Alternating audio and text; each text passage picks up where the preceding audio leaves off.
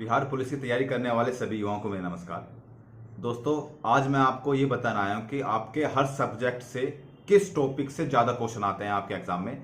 कहीं ऐसा तो नहीं कि आप एक ब्लंडर कर रहे हो मेरी तरह। आज मैं आपको बताऊंगा कि आपके इतिहास से किस टॉपिक से आपके सबसे ज़्यादा क्वेश्चन आते हैं।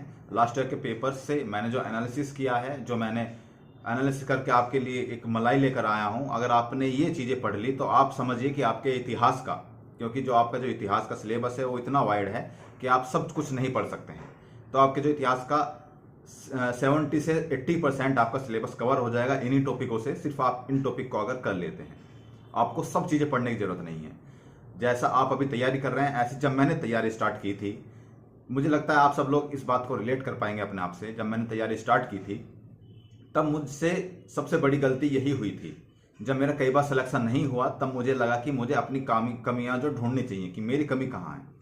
तब जो एक सबसे बड़ी कमी मेरे सामने आई वो ये थी कि मैं एक बुक को उठाता था, उसको पूरी पढ़ता था, चाहे वो टॉपिक मेरे काम का था या नहीं था, चाहे उससे मेरे एग्जाम में क्वेश्चन आते थे या नहीं आते थे, मैं पूरी पढ़ता था और सोचता था कि जब तक इस पूरी किताब की नॉलेज मुझे नहीं होगी मैं क्वेश्चन इसका सोल्व नहीं कर पाऊंगा। लेकिन वो मेरी सबसे बड़ी गलतफहमी थी।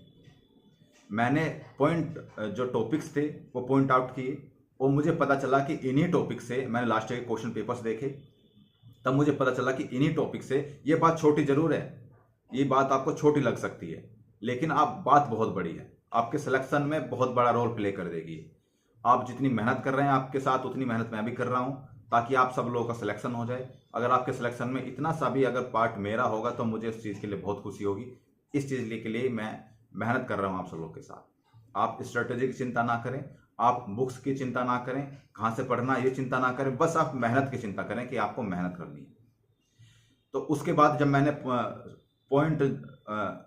टॉपिक पॉइंट आउट किए तब मुझे पता चला कि इन टॉपिक से ही मेरे क्वेश्चन आते हैं एग्जाम में। तो मैंने उन टॉपिकों को बहुत अच्छे से कर लिया, बार बार उन टॉपिकों का रिवीजन कर लिया। तो फाइनली मेरे 3-4 एग्जाम आराम से निकले थे। उसके बाद आप सब लोग भी ये स्ट्रेटेजी अपनाएं और जरूर अपनाएं। मान कर चलिएगा, आप यकीन करिए कि आपका सिलेक्शन कोई नहीं रोक सकता अगर आपने ये वाली स्ट्रेटेजी अगर आपने अपना ली। सारी चीज नहीं पढ़नी है, आपके पास बेअंतहा पीडीएफ होंगी, नोट्स होंगे, बुक्स होंगी, नहीं, आपको सिर्फ वो पढ़नी है जो आपको सिलेक्शन दिलाए आपके एग्जाम में। हर चीज नहीं पढ़नी है। तो चलिए ज्यादा देर ना करते हुए शुरुआत करते हैं। सबसे पहले मॉडर्न हिस्ट्री से। मॉडर्न हिस्ट्री में बता दूं आपको कौन कौन से टॉपिक आपको पढ़ने हैं।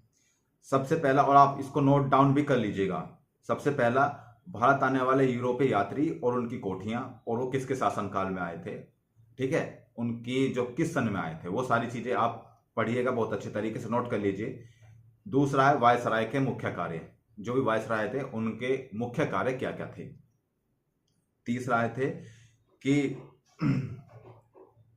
पत्रिकाओं का प्रकाशन, कौन सी पत्रिका का प्रकाशन किसने किस भाषा में और कहां किया था, ये सारी चीजें। और हाँ, मैं आपको बता दूं कि ये सारे जो टॉपिक्स हैं, अभी और टॉपिक्स हैं, ये टॉपिक्स आपको एक किरण की बहुत बेस्ट बुक, किरण की मुझे लगी, सामान्य ज्ञान की, इसमें आपको ग्राफ के थ्रू समझाया गया है। आप कहते हैं कि लूसेंट बहुत बेस्ट बुक है, मुझे तो लूसेंट से भी अच्छी ये बुक लगी। हालांकि लूसेंट अच्छी बुक है, बहुत बेहतरीन बुक है, लेकिन लूसेंट से अच्छी बुक मुझे किरण की लगी।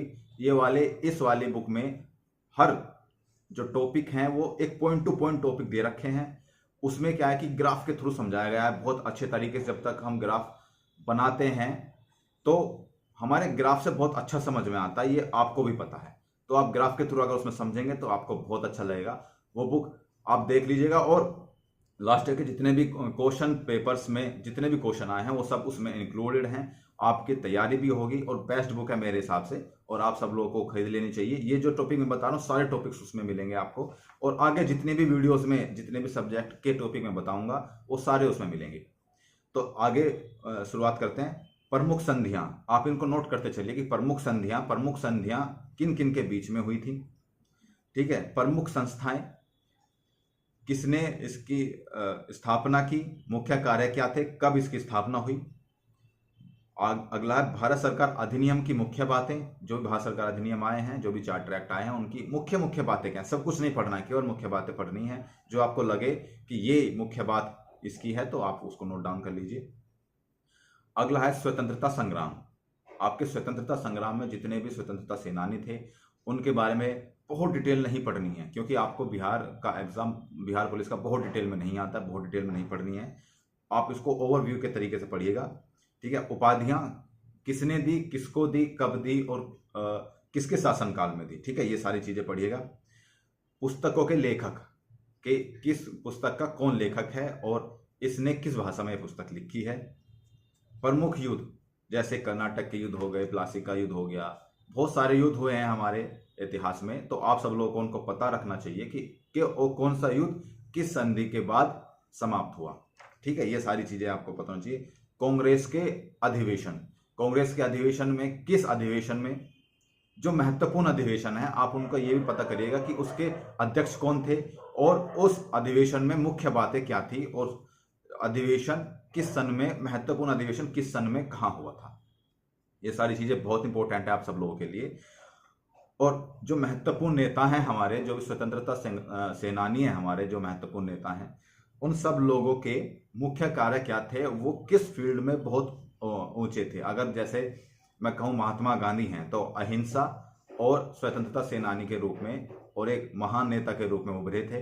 तो आप ऐसे ही हर नेता को या हर स्वतंत्रता सेनानी का मुख्य कार्य और वो किस लिए फेमस थे, ये सारी चीजें आपको, और उनसे रिलेटेड मुख्य घटनाएं, ये सारी चीजें आपको याद करनी है। तो मैंने आपको बता दिए हैं ये वाले टॉपिक। अगर ये 12-13 टॉपिक हैं, अगर आपने ये वाले टॉपिक कर लिए तो मान के चलिए कि आपका सिलेक्शन, इतिहास में इतना बड़ा सिलेबस आपको नहीं पढ़ना पड़ेगा। ये वाले टॉपिक पढ़ लीजिए, उस बुक से पढ़ लीजिए जो मैंने बताई है, आपका कवर हो जाएगा इतिहास।